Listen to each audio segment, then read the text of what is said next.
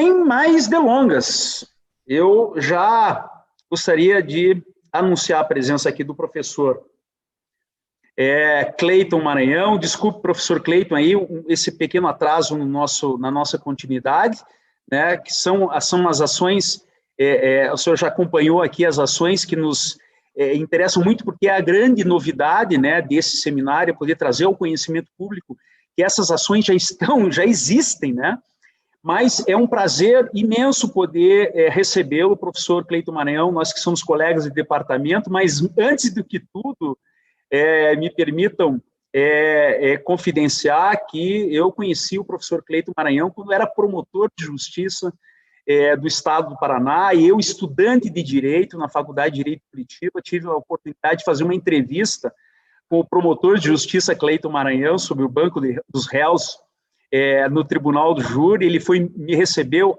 e foi muito atencioso, e de lá para cá, enfim, né, perdurou a amizade, e hoje nós temos laços aí acadêmicos, profissionais, né, o professor Cleiton Maranhão hoje é desembargador do nosso Tribunal de Justiça do Estado do Paraná, e eu tenho uma honra, uma felicidade e um carinho muito, muito fraterno de poder contar com o professor Cleiton Maranhão. Antes de te passar a palavra, professor Cleiton, me permita apenas ler rapidamente o resumo do seu currículo Lattes. O professor Cleiton é mestre e doutor em Direito das Relações Sociais pela Universidade Federal do Paraná, mestre em Raciocínio Probatório pela Universidade de Girona, na Espanha, e pela Universidade degli Studi di Genova, Itália, pesquisador visitante junto ao Instituto de Diritto Processuale Civile da Universidade degli Studi di Milano, Itália, professor associado da Faculdade de Direito da Universidade Federal do Paraná, desembargador do Tribunal de Justiça do Estado do Paraná, membro da Associação Brasileira de Direito Processual Constitucional, do Instituto Brasileiro de Direito Processual, IBDP, e é também atualmente o diretor-geral da Escola da Magistratura do Estado do Paraná, a EMAP. Professor Cleiton Maranhão, é uma honra recebê-lo. Eu gostaria de lhe passar a palavra para a sua conferência sobre a fundamentação analítica das decisões judiciais e as suas conexões com as ações de direito animal. Seja bem-vindo, professor Cleiton. Uma boa tarde a todos. Quero inicialmente aqui agradecer ao professor Vicente de Paula Ataíde pela gentileza de nos convidar para esse evento, parabenizá-lo, viu, professor Vicente, pelo brilhantismo desses debates que eu venho acompanhando, muito interessantes e muito pertinentes. Então, eu na sua pessoa, cumprimento a todos aqui que estão conosco, parabenizar os palestrantes que me antecederam aqui, e o que tornou ainda mais difícil e árdua a minha tarefa diante da excelência das exposições. Então, é claro, eu vou partir do pressuposto, né, do direito animal, que o animal é um ser senciente e que há um princípio da dignidade animal, e por conta disso, eu optei por não só enfatizar aqui na minha fala o dever de fundamentação analítica de todas as decisões judiciais, sejam elas não só a sentença, porque a Constituição ela fala em decisões, né? O dever de motivar de fundamentação de todas as decisões. Então, uma decisão interlocutória que analise uma tutela provisória urgente, ela também deve ser analiticamente fundamentada sob pena de nulidade. Não é? Então, é importante remarcarmos que o Código de Processo Civil, no artigo 489, parágrafo 1º, é bem claro nesse sentido: decisões interlocutórias, sentenças, decisões monocráticas em segundo grau de jurisdição ou em qualquer outro tribunal, e também os acórdãos das decisões colegiadas de qualquer tribunal, de segunda instância ou mesmo superior, devem ser fundamentadas. Né? Então, eu inicio já deixando isso bem claro, que o tema do direito animal ele é muito interessante na perspectiva e na quadra em que nos encontramos, porque, de um lado, nós temos, digamos assim, novas maneiras, né, digamos assim, de olhar para o animal enquanto um ser digno, em contraposição a uma cultura antiga que se refletia no regime jurídico civil dos animais, né? Então, digamos assim, percebe-se que na historicidade dessas questões envolvendo os animais enquanto sujeitos de direitos, eles só agora, muito recentemente, que assim têm sido considerados, né? Antigamente se via o animal como coisa, depois o animal passou a fazer parte do meio ambiente equilibrado, e agora se destaca do meio ambiente para ter uma, inclusive, dignidade científica, o campo do direito animal. Então, nesse sentido, eu verifico, e estava aqui assistindo a palestra, excelente palestra da professora Valesca, eu acho que vem muito a calhar o que eu vou dizer aqui, porque, de uma certa maneira, interage com o que a doutora Valesca Cardoso explanou, né? Ou seja, quando ela disse que a fundamentação também implica na interpretação das leis, verifica-se, né, em conversa com o professor Vicente, que também é estudioso na matéria, eu sou um aprendiz, né? Confesso que eu tive aqui que estudar um pouquinho para poder falar o que eu vou falar agora. Mas o professor Vicente me ajudou bastante aqui, me deu muitas dicas e facilitou bastante o meu trabalho, né? Então, eu quero focar no aspecto de como fundamentar a decisão judicial, porque o tema, na verdade, é um tema ainda novo. E como nós veremos agora, farei um exercício, aquilo que eu chamaria de um exercício de interpretação cognitiva. Aqui, doutor Vicente, nós não estamos como juízes, nós estamos aqui como na academia, como professores, né? E professores que sempre aprendem também, felizmente. Então, eu aproveito aqui esse momento para saudar o nosso decano da Faculdade de Direito da Universidade Federal do Paraná, o professor e amigo Elimar Zeniavski, que é uma autoridade em direitos da personalidade e de assuntos que têm relevância jurídica, mas nem sempre tem o correspondente tratamento legislativo. Então, o professor Elimar, para mim, é um ícone da vanguarda do pensamento jurídico, e é uma satisfação estar aqui junto com o professor Elimar nessa mesa virtual.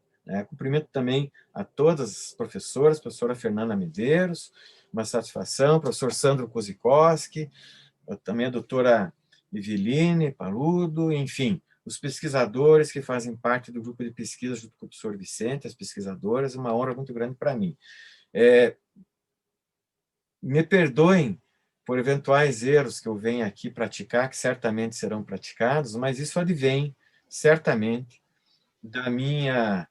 do meu pouco conhecimento, para não dizer da minha ignorância, mas que eu prometo, já esse congresso já, digamos assim, já serve sobremaneira, vem servindo para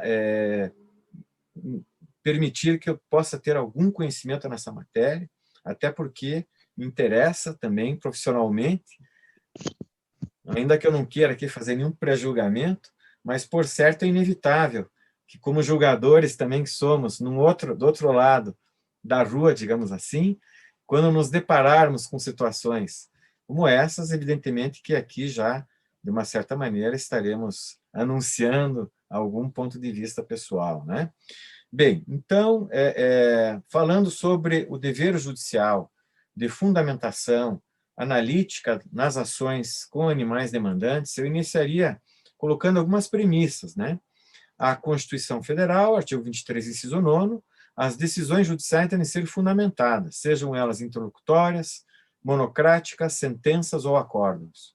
A fundamentação de qualquer dessas espécies de decisão judicial deve ser analítica, não só quanto ao enfrentamento de todos os argumentos alegados pelas partes capazes de, em tese, infirmar a conclusão do julgador, isso está no inciso 4, como também do artigo 489, no tocante aos fundamentos submetidos de ofício pelo juiz previamente às partes.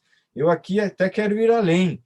Eu tenho visto, né, das exposições que me antecederam, a dificuldade que é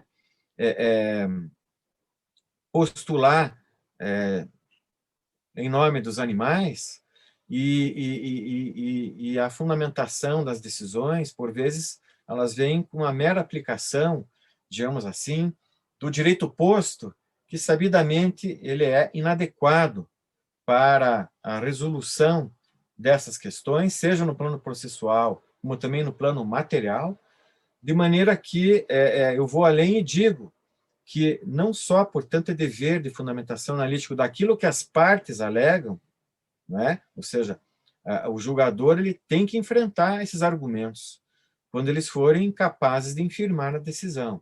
E, de outro lado, o julgador também deve ele procurar fazer uma interpretação construtiva do direito. Porque se nós formos esperar o legislador, os animais terão uma tutela, talvez no século 22. Claro, espero que não. Sabemos já, numa pesquisa rápida que fiz, que se por um lado há decisões que ainda estão aquém desse dever de fundamentação, mediante, inclusive, inclusão de fundamentos jurídicos que não foram postos pelas partes, como também temos decisões, por outro lado, que estão já indo além do seu tempo, digamos assim, né? Então, quando eu digo que o dever de fundamentação analítica envolve não só enfrentar os argumentos das partes, quanto a questões de fato e de direito, mas também quanto às questões de direito, ir além daquilo que as partes eventualmente não tenham alegado, submetendo, evidentemente, a contraditório prévio das partes na perspectiva do modelo cooperativo do processo civil de 2015, que implica, pelos artigos 9º e 10º, assim como 933, se a causa estiver no tribunal, há um dever de colaboração do juiz ou do relator, no caso, com a parte autora, trazendo argumentos que possam permitir a construção normativa, da premissa normativa da fundamentação da decisão. Então, eu digo que o dever de fundamentação do juiz é não só comprometido com aquilo que as partes alegam, mas também com aquilo que as partes não alegam, mas poderiam alegar porque é direito posto. E quando eu falo direito posto, ainda que lacunoso, ainda que axiologicamente lacunoso, como eu vou demonstrar na minha exposição. A fundamentação é um ato lógico e racional de interpretação e argumentação dos fatos provados e das normas aplicáveis, com vistas à tomada de decisão judicial. No que se refere às premissas normativas aplicáveis aos casos de direito animal, há lacunas axiológicas. Resta saber quais as ferramentas de interpretação jurídica para comatá-las. E agora, então, eu diria aqui que, quanto aos métodos de interpretação e aplicação das normas, há que entenda que o tema relativo ao direito dos animais é um problema exclusivo de direito civil. Outro ponto de vista possível é a partir da teoria da interpretação constitucional do direito ambiental. Eu seguirei essa segunda via. Quanto à análise do texto normativo e o exercício de interpretação cognitiva, porque, como disse, aqui nós estamos fazendo uma interpretação em abstrato, talvez até possamos fazer uma interpretação em concreto, poderemos até aqui na palestra de hoje fazer algumas subsunções, porém, essas subsunções que faremos aqui, ou faremos na condição de acadêmicos, vale dizer, uma subsunção genérica, não é? Haja vista que a subsunção individual da lei a um caso concreto só pode ser feita pelo juiz no processo, o que não é aqui o caso. Parte-se da distinção entre texto e norma, e de que há dupla indeterminação do direito, ambiguidades do sistema jurídico e vagueza de cada uma das normas em si consideradas. Uma interpretação enquanto atividade e também que a interpretação enquanto atividade, ela parte do texto em abstrato da lei ou da Constituição.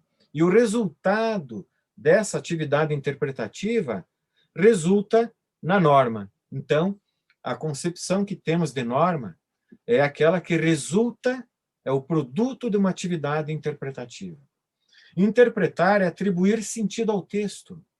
Nada impede que a interpretação seja objeto de interpretação, desde que mude o contexto ou a situação. Então, uma vez feita uma interpretação, vamos imaginar a questão do direito animal é muito rica nesse sentido, porque por mais que estejamos fazendo interpretações, precisaremos fazer outras interpretações do mesmo texto. É o que está acontecendo.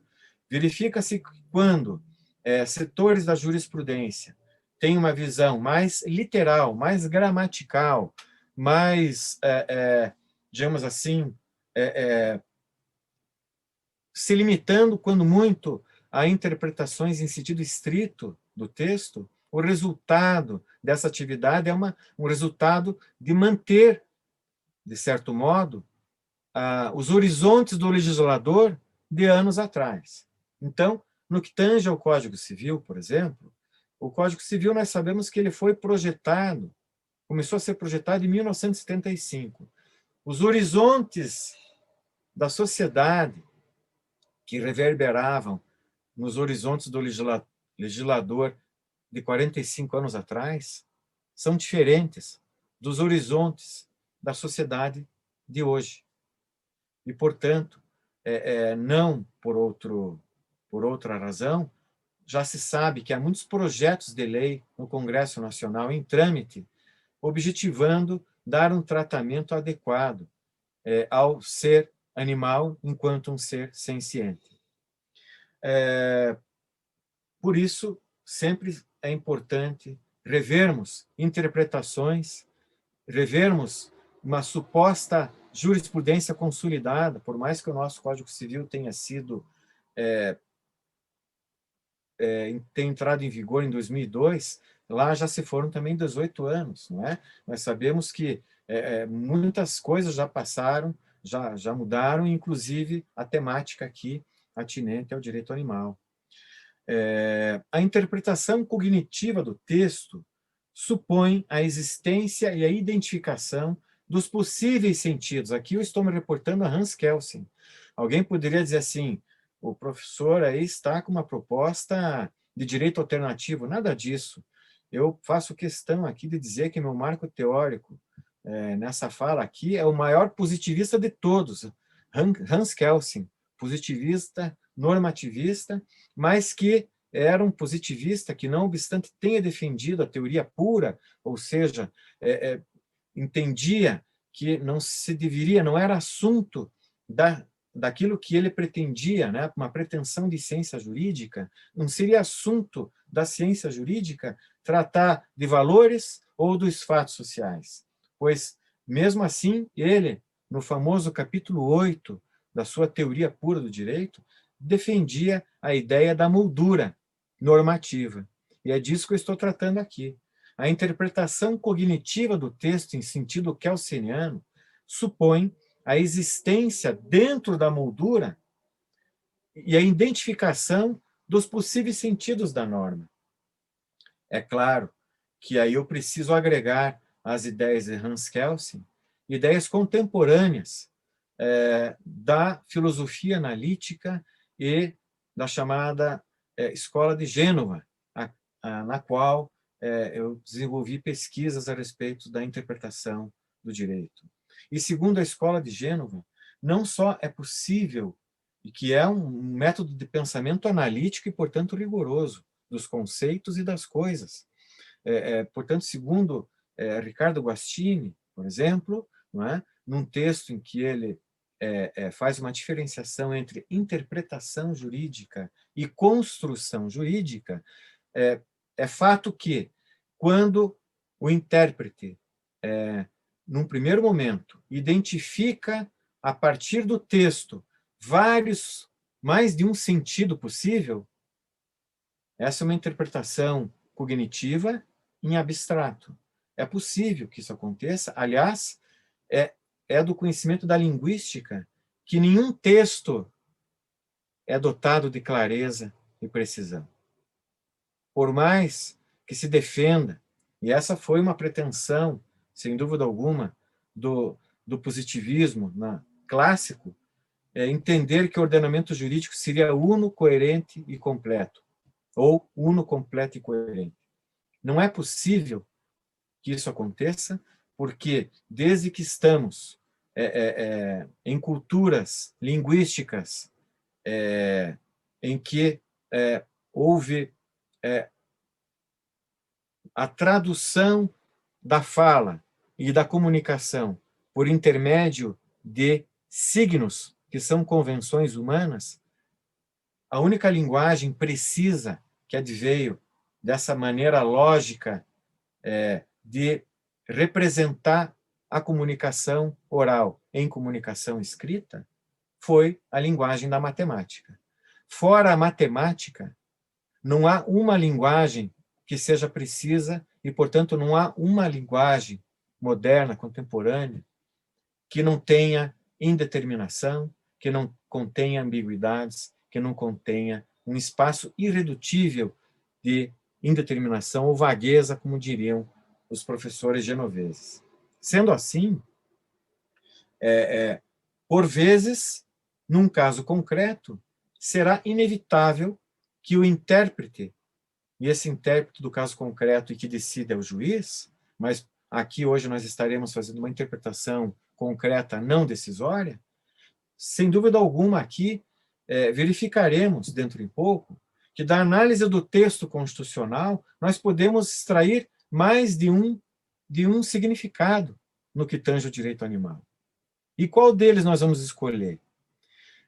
Podemos escolher significados que, inclusive, não estão no texto. É isso que eu pretendo demonstrar hoje. E, nesse sentido, escorado no pensamento genovês, eu vou defender que o intérprete, sim, pode criar o direito. Sim, ele pode escolher um significado que esteja fora dessa moldura a que se referia a Kelsen. Mas essa forma de pensar analítica também admite que, uma vez que o intérprete identificou um sentido no texto, que não era aquele sentido compartilhado pela comunidade jurídica, pelos juristas, pela doutrina, pela jurisprudência, se por um lado ali ele criou um significado, para a próxima decisão, sem dúvida alguma, aquele significado deixa de ser direito novo e passa a ser mais um dos significados que pertencem àquela moldura de interpretação e não mais de construção. Então, vejam que isso há várias teorias, várias sociologias, várias filosofias que explicam, não é? Eu poderia citar aqui, por exemplo, o direito como sistema autopoético, certo? O direito como sistema autopoético é isso, ele mesmo se auto-interpreta e se autodefine e se auto-constrói e, portanto, é assim que o direito é vivo, é um ser vivo, não é? O direito também é um ser vivo. E, enquanto um ser vivo, ele também tem dignidade, uma autodignidade. Então, como que ele não vai emprestar uma dignidade, não é, aos conceitos a respeito do mundo do qual ele tem que tratar com justiça e tratar com igualdade? Evidentemente que as coisas diferentes, os entes diferentes, não podem ter o mesmo tratamento jurídico. E aqui eu já estou, evidentemente, fazendo uma ironia de tratar os animais como coisas. Caberá ao intérprete do caso concreto escolher apenas um dos possíveis significados da norma, como eu disse, né? Pois bem, vamos então, feitas essas colocações como premissas, vamos ao texto da Constituição. Todos têm direito ao meio ambiente ecologicamente equilibrado, bem de uso comum do povo, estou me referindo ao artigo 225, bem de uso comum do povo e essencial à qualidade de vida. impondo-se ao poder público e à coletividade o dever de defendê-lo e preservá-lo para as presentes e futuras gerações. Parágrafo 1º. Para assegurar a efetividade desse direito, vale dizer, a um meio ambiente ecologicamente equilibrado, impondo-se ao poder público e à coletividade o dever de defender e preservar esse meio ambiente, para assegurar a efetividade desse direito, incumbe ao poder público proteger a fauna e a flora, vedadas na forma da lei. 1. As práticas que coloquem em risco sua função ecológica. 2. As práticas que provoquem a extinção de espécies. E 3. As práticas que submetam os animais à crueldade. Vejam que aqui nós temos alguns sintagmas. Por exemplo, um sintagma é uma palavra que contém pelo menos 2 termos. Vejam aqui a palavra poder público. Nós podemos interpretar a palavra poder público de maneira ampliativa ou restritiva. Nós podemos interpretar aqui a palavra poder público como sendo só o poder executivo. Ou, porque no inciso 7º, referente a esse parágrafo, se fala em vedadas na forma da lei, nós podemos também, evidentemente, tratar o poder público como o poder legislativo e, evidentemente, o poder executivo regulamentando a lei produto da atividade do legislativo. Mas nós podemos dar uma interpretação também extensiva, não é? Até porque, e sistemática, até porque esse artigo 225 da Constituição trata de um direito fundamental, fora do catálogo do artigo 5º, um direito fundamental em sentido material e, de todo modo, correlacionado com as outras garantias fundamentais do cidadão, inclusive de proteção, não é? Aliás, está dito aqui que incumbe o poder público proteger a fauna, e se incumbe o poder público proteger a fauna, inclusive isso envolve o poder judiciário na proteção dos direitos dos animais, não é? E se o poder judiciário tem que predispor as técnicas processuais que sejam efetivas e adequadas aos direitos fundamentais, inclusive os direitos fundamentais envolvendo o meio ambiente, e, portanto, ao direito de proteção da fauna e, portanto, ao direito dos animais, é evidente que incumbe também ao Poder Judiciário proteger a fauna por meio de técnicas adequadas, já predispostas no sistema, ainda que de maneira inadequada.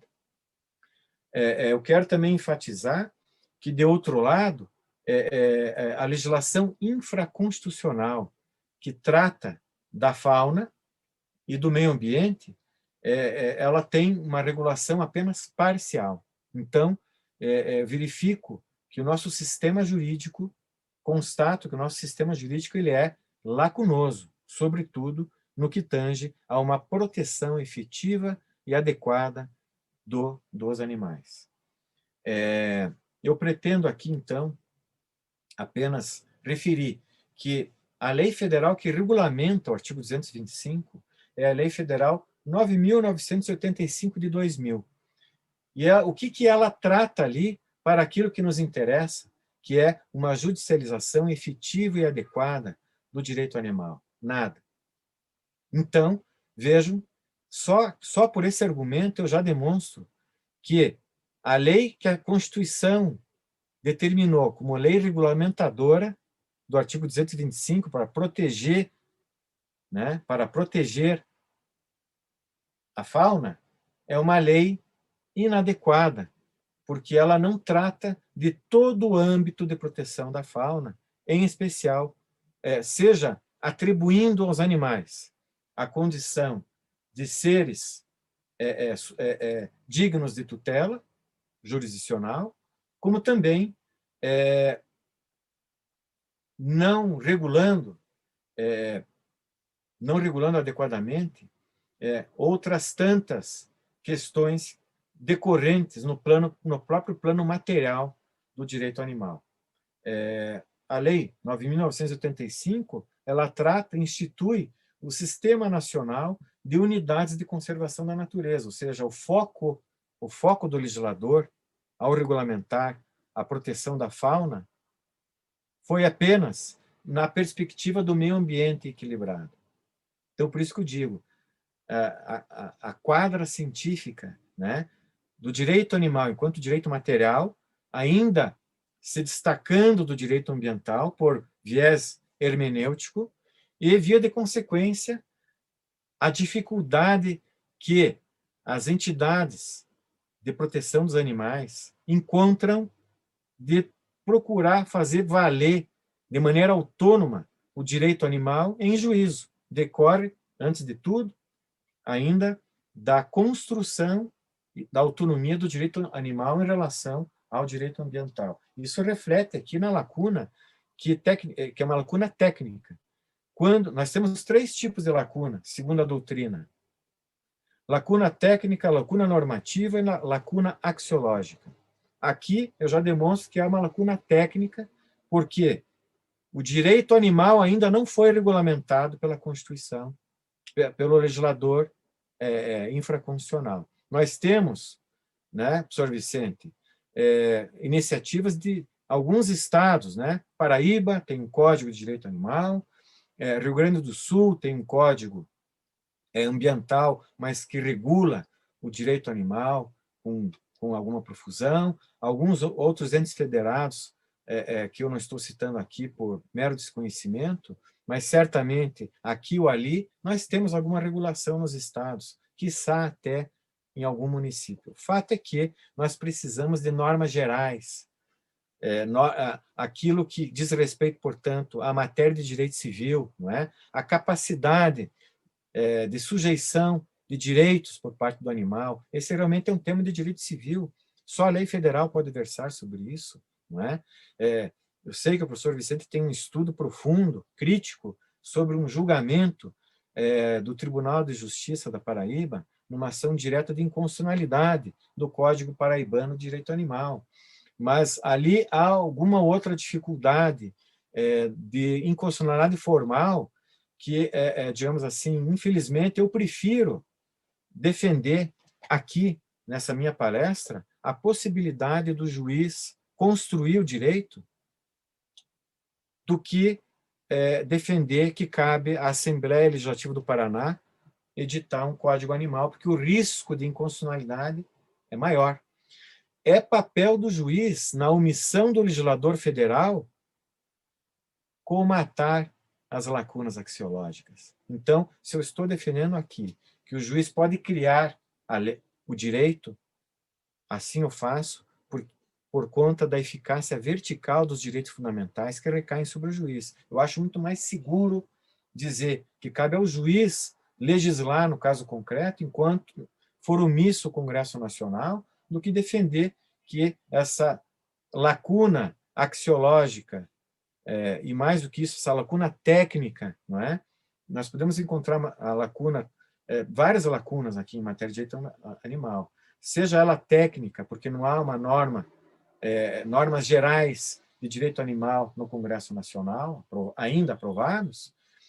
Por outro lado, nós também temos a lacuna axiológica, porque vamos ter que fazer emprego, por vezes de analogia, por vezes de interpretação extensiva, por vezes teremos que derrotar, por exemplo, o artigo 82 do Código Civil, abrindo exceções implícitas, né? E depois criando uma norma implícita para comatar a lacuna axiológica ali criada. Então, a operação interpretativa de construção do direito eu vejo como inevitável e o caminho mais seguro nesse momento, pelo menos enquanto não tivermos um regramento adequado por lei federal no que tange a capacidade dos animais enquanto seres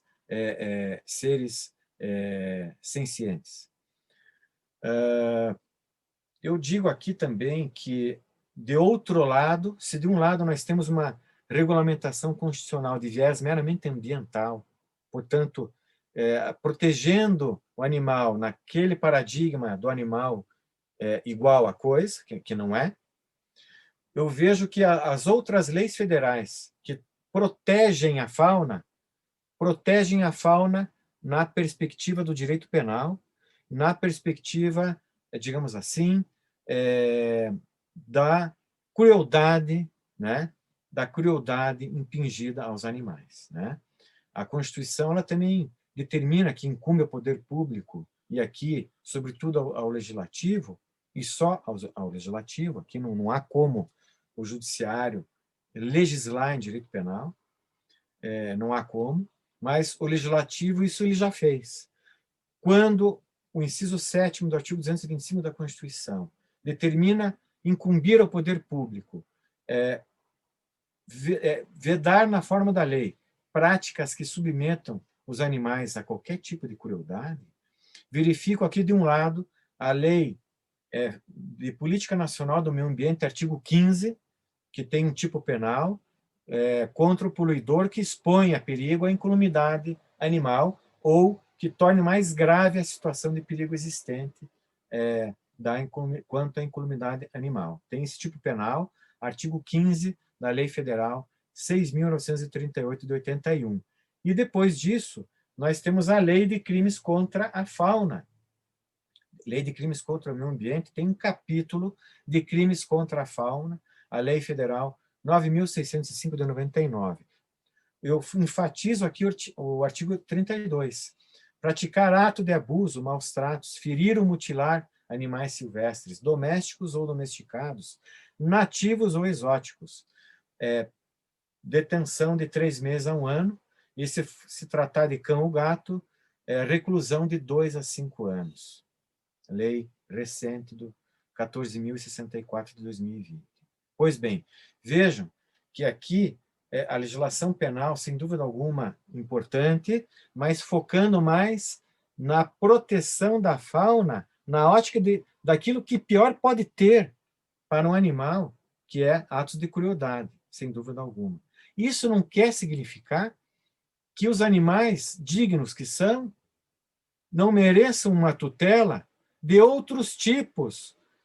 Talvez eu não digo de crueldade, mas de indignidade. Então, é mais um argumento jurídico, acho, entendo, que deva ser objeto que possa ser objeto de enfrentamento e até de exposição, mesmo um argumento interpretativo para auxiliar na fundamentação dessas questões, não é?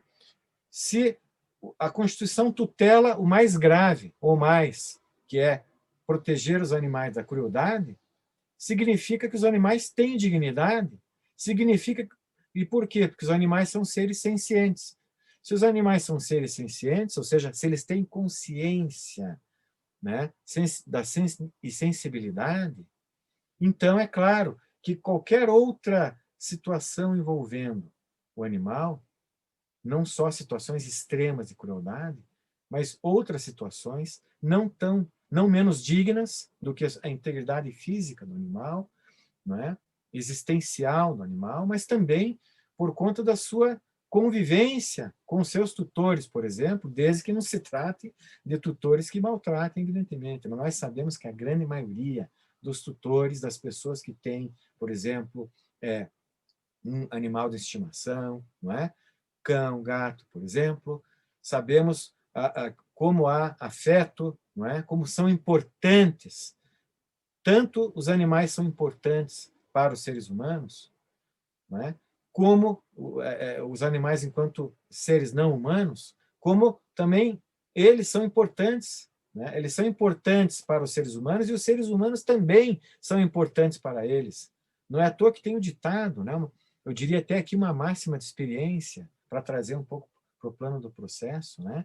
Mas o animal não humano é o melhor amigo do animal humano. Eu sigo dizendo, então, que nesse confronto de normas de direito ambiental e uma necessária mudança de perspectiva do intérprete ao fundamentar, ao arrazoar juridicamente as questões de direito animal em juízo, e aqui também me refiro aos advogados, não só aos juízes, membros do Ministério Público, como se percebe da leitura da Constituição Federal e das leis federais que versam sobre o direito ambiental, o sistema jurídico é composto por normas que tutelam diretamente o direito difuso ao meio ambiente, ecologicamente equilibrado, e apenas indiretamente o direito dos animais não humanos. trata-se de um regime de direito ambiental e não de direito animal. Claro, isso numa leitura gramatical, numa leitura literal. Já venho demonstrando aqui que numa releitura do texto é possível, sim, evoluir, ainda que de maneira construtiva ou criativa. Mas é possível, eu diria mais, é necessário evoluir. Animais são sencientes. Não obstante, o programa normativo da Constituição Federal é expresso quando incumbe ao poder público vedar, na forma da lei, as práticas que submetam os animais à crueldade. As disposições normativas que tipificam crimes são certamente normas proibitivas de condutas que satisfazem uma parte do preceito constitucional. Os maus tratos, a violência física, o abuso praticado no âmbito doméstico, pelos tutores ou por qualquer pessoa, caso dos animais de rua, merecem o desvalor e a reprimenda penais.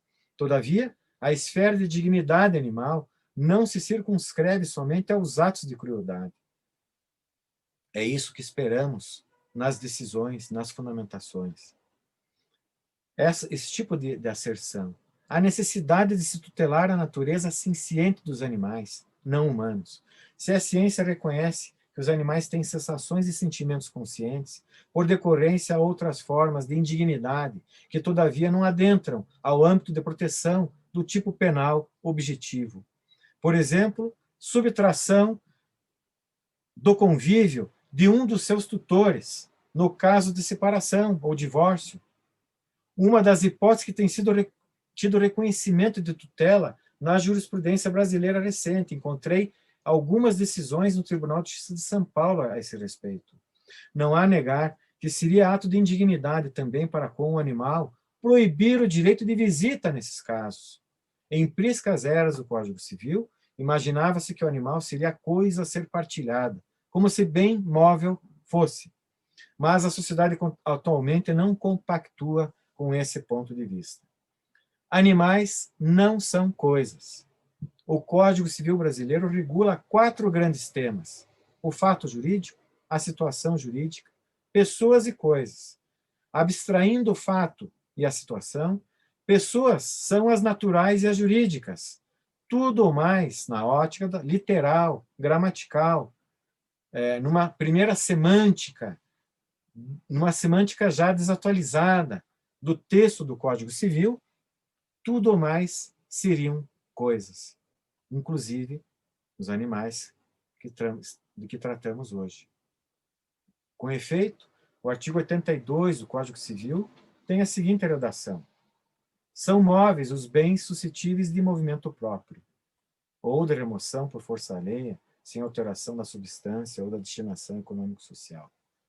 A lacuna axiológica do texto é evidente. Nós legem habemus, todavia, uma lei sabidamente, flagrantemente, desatualizada, com valores que não correspondem aos nossos, ou pelo menos a uma grande maioria da sociedade.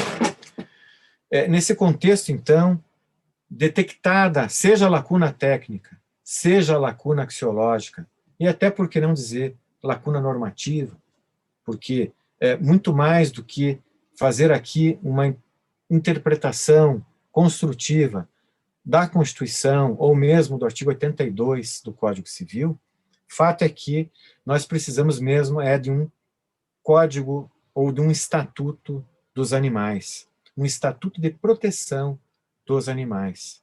Aliás, uma iniciativa lá de 1934, tratando desse tema, né, já há, e sabemos que, contrariamente ao que se afirma por aí,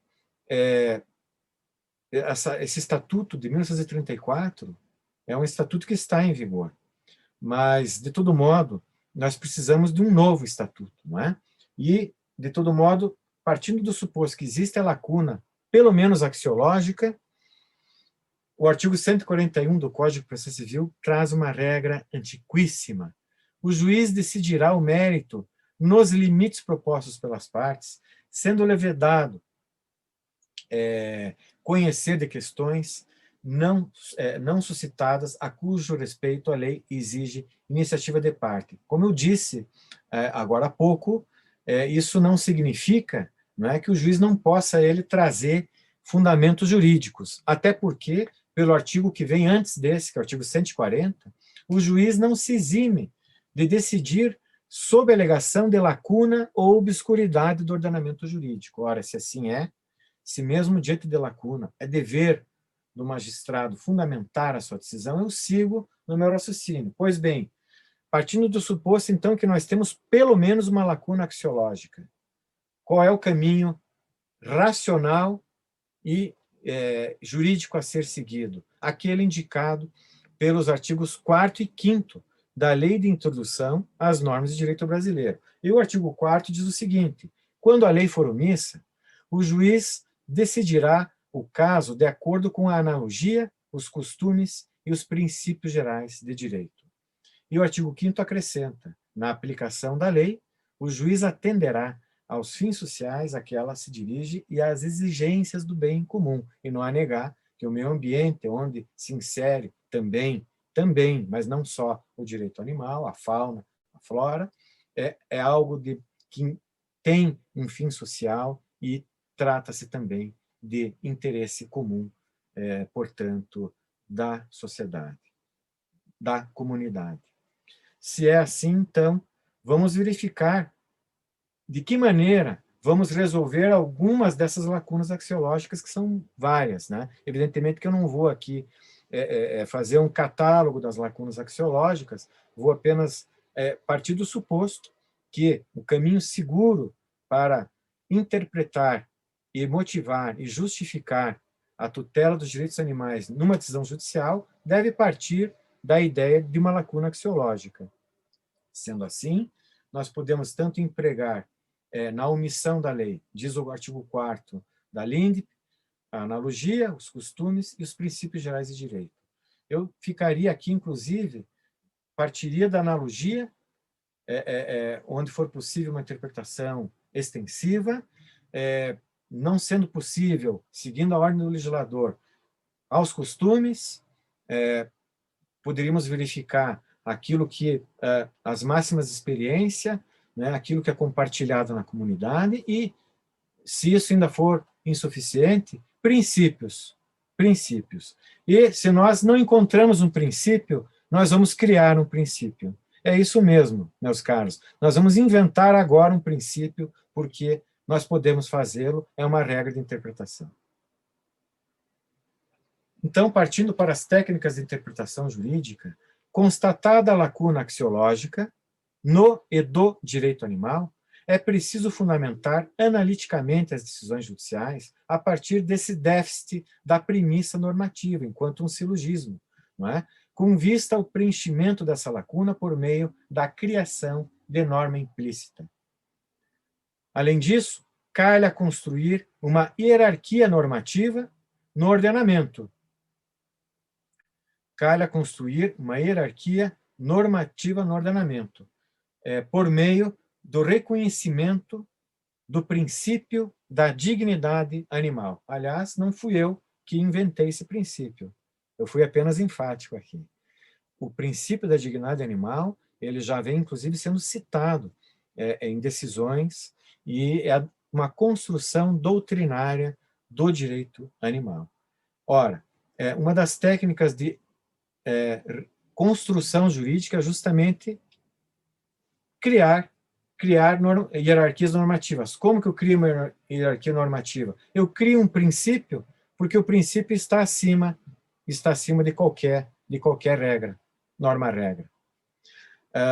E se eu dou estatura constitucional, como de fato me parece que seja o caso, segundo a doutrina do direito animal que eu consultei para essa palestra, o princípio da dignidade animal é um princípio implícito, construído pela doutrina e que deve ser, sim, acatado nas decisões judiciais, dada a autoridade do argumento científico da construção desse princípio. Ele é um princípio implícito extraído do inciso 7º do artigo 225 da Constituição Federal. Portanto, é um princípio constitucional implícito. A partir, então, do princípio da construção do princípio da dignidade animal, nós podemos dizer, né? O artigo 205 da Constituição contém implicitamente o princípio da dignidade animal, pois garante a defesa do meio ambiente ecologicamente equilibrado por meio da proteção da fauna. Além disso, é fácil perceber que quando o texto constitucional veda qualquer prática que submeta os animais à crueldade, que são os atos mais graves da dignidade animal, certamente está tutelando todas as formas de indignidade animal. Trata-se de assertiva que enuncia e propõe um princípio implícito na norma constitucional e, portanto, constrói pela via doutrinária e também interpretativa uma hierarquia normativa no ordenamento jurídico, a ser objeto de ponderação em caso de conflito com outras normas explícitas do sistema jurídico. Enfim, uma importante ferramenta de técnica interpretativa que auxilia na fundamentação e solução dos casos difíceis na matéria do direito animal. Mas não fico por aqui, não. Entendo que é possível e necessário, por ora, a construção de uma lacuna axiológica frente ao disposto no artigo 82 do Código Civil, para superar, para derrotar a ideia de que normativa, de que são móveis os bens suscetíveis de movimento próprio. Se os animais são sencientes, como dirimir o pedido de partilha de bens no divórcio, incluindo seu animal doméstico, mediante prova de compra, de sua compra, com um pedido reconvencional de guarda ou visitação do animal? Perceberam? Na separação do casal, dos tutores do animal, um deles, isso foi um caso concreto em São Paulo, um deles queria partilhar e ficar com o animal, como se fosse coisa. O outro tutor, cônjuge, contestando, disse não, o animal não é coisa para ser partilhado. O animal é um ser senciente e eu tenho muita ligação com ele, eu tenho pelo menos o direito de visitá-lo, de vez em quando, com autorização judicial.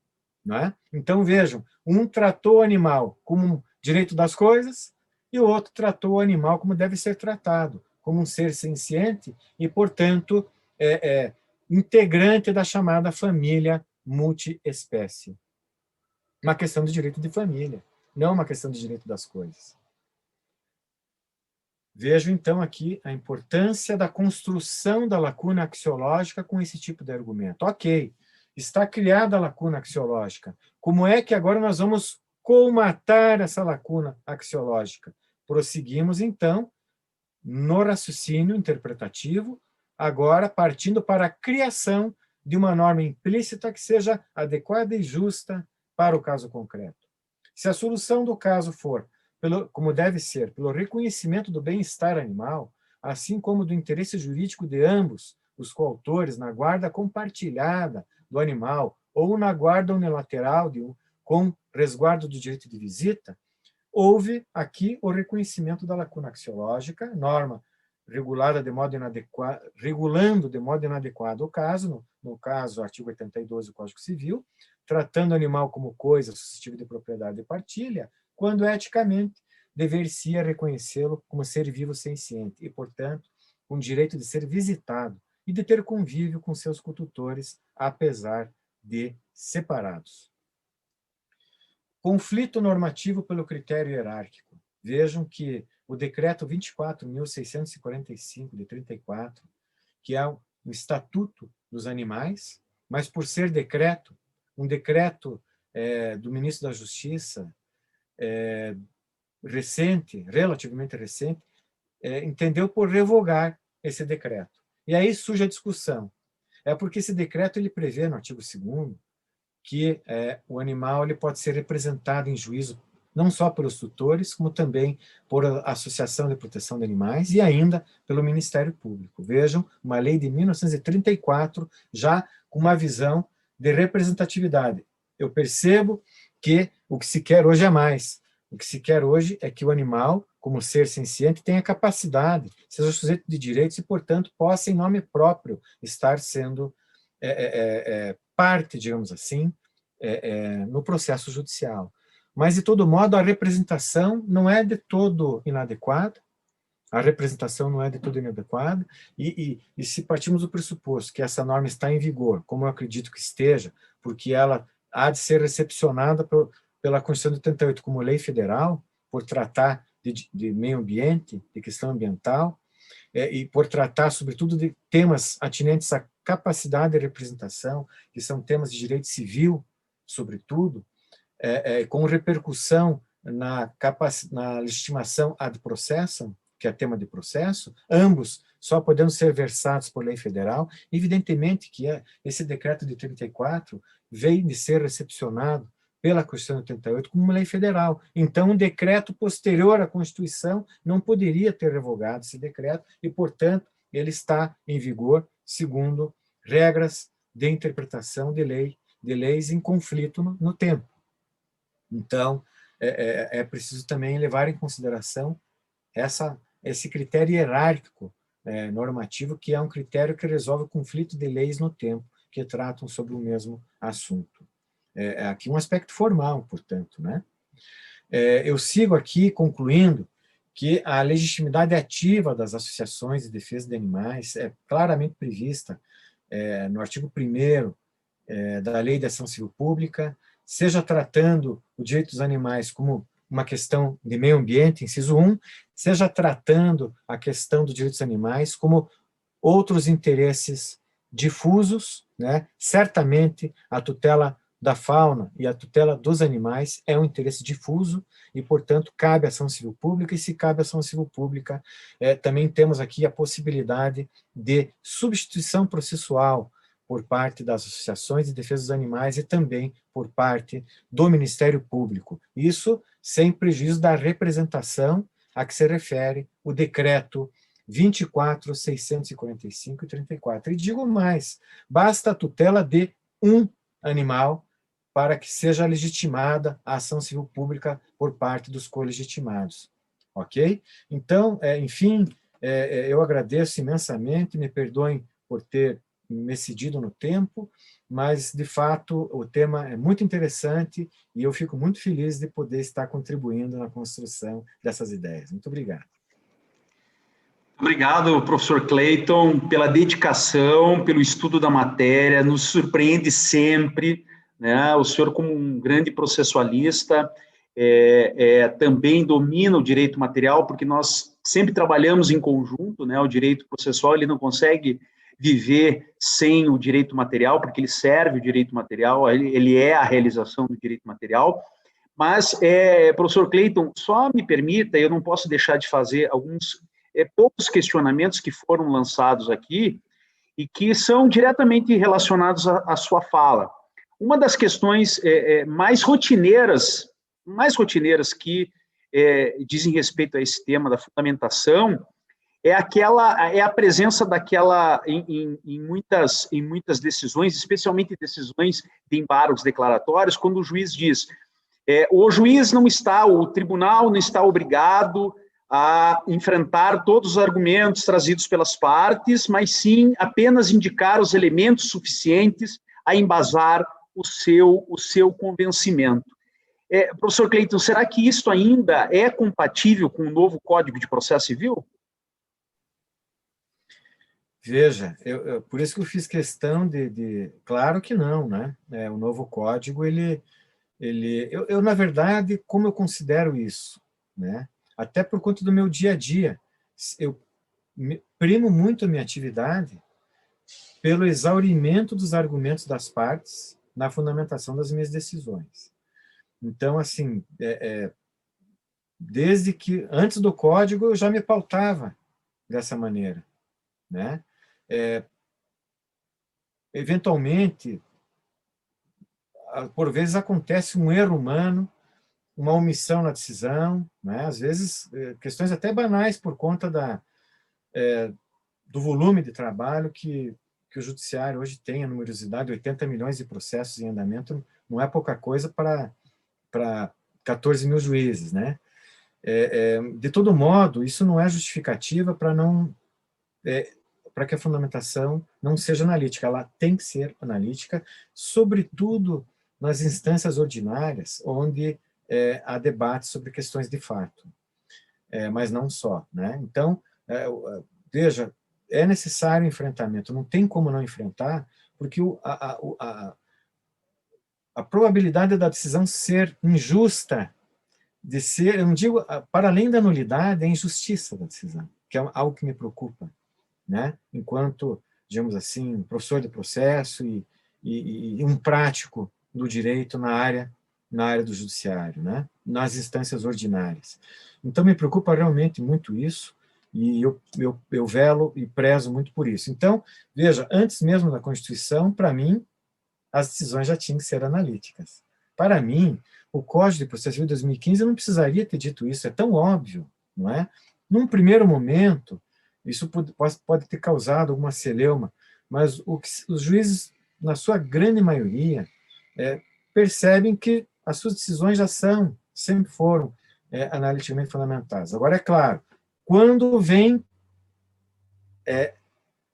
um caso prático determinado, com um alto grau de ambiguidade do sistema, um elevadíssimo grau de indeterminação do sistema jurídico no que tange ao direito animal, por exemplo, um elevadíssimo grau de ambiguidade, um elevadíssimo grau de déficit semântico dos textos normativos em matéria ambiental, uma defasagem axiológica, como vimos, né, como procurei demonstrar, me parece, e por que não dizer da vagueza das normas em si consideradas, aquela dupla indeterminação do direito a que me referi, não, me parece que o intérprete que trata dos temas envolvendo lacunas e, portanto, do direito animal, eu vejo hoje o direito animal como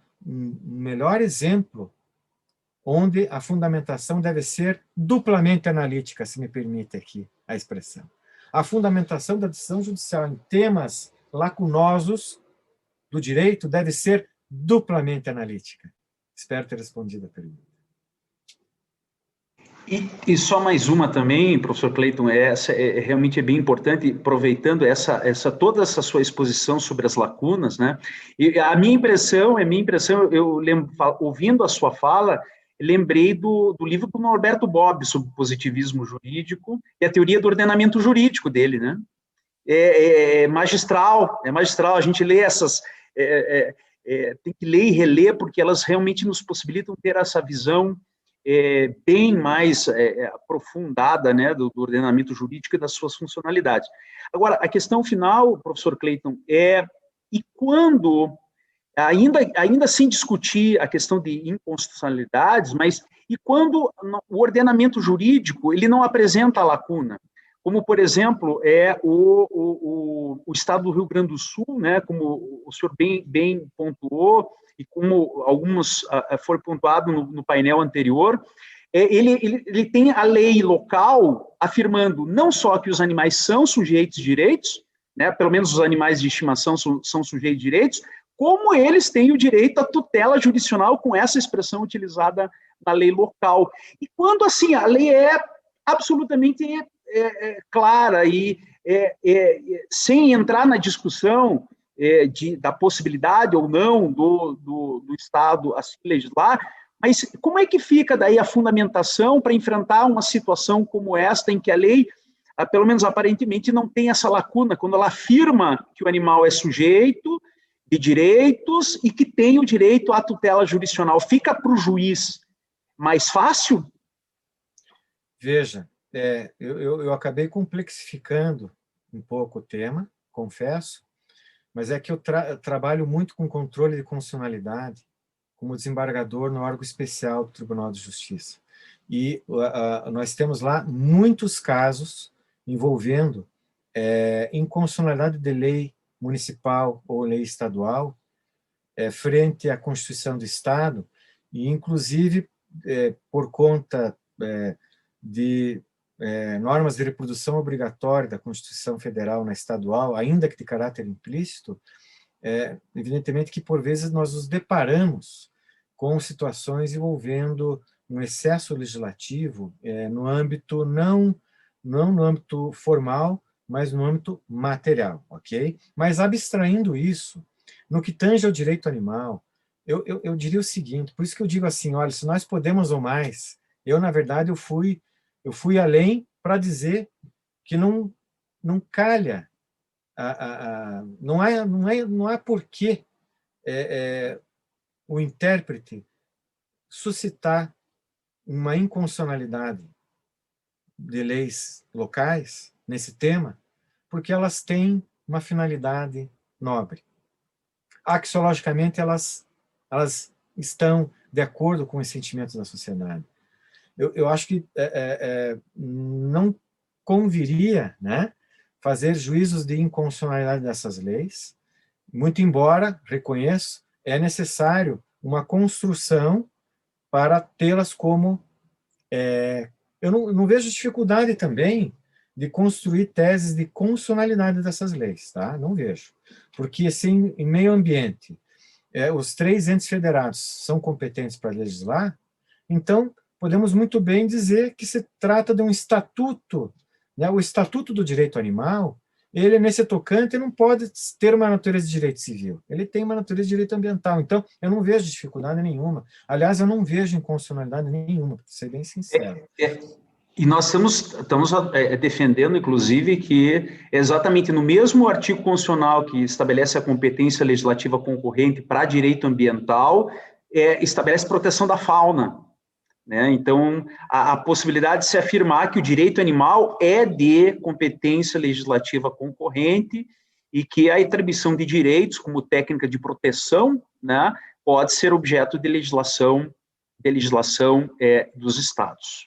Exato, eu só complemento, senhor Vicente, que eu concordo plenamente com isso, foi até boa a sua pergunta para esclarecer o que eu disse, e a minha ideia foi, como são poucos os estados que têm um código de direito animal, ou um estatuto de direito animal adequado, para a maioria dos entes federados que não tem, é que eu utilizei uma fala de lege lata, né, uma fala que resolve as questões de lege lata, a construção jurídica por parte da sentença judicial. Como é o caso do Estado do Paraná.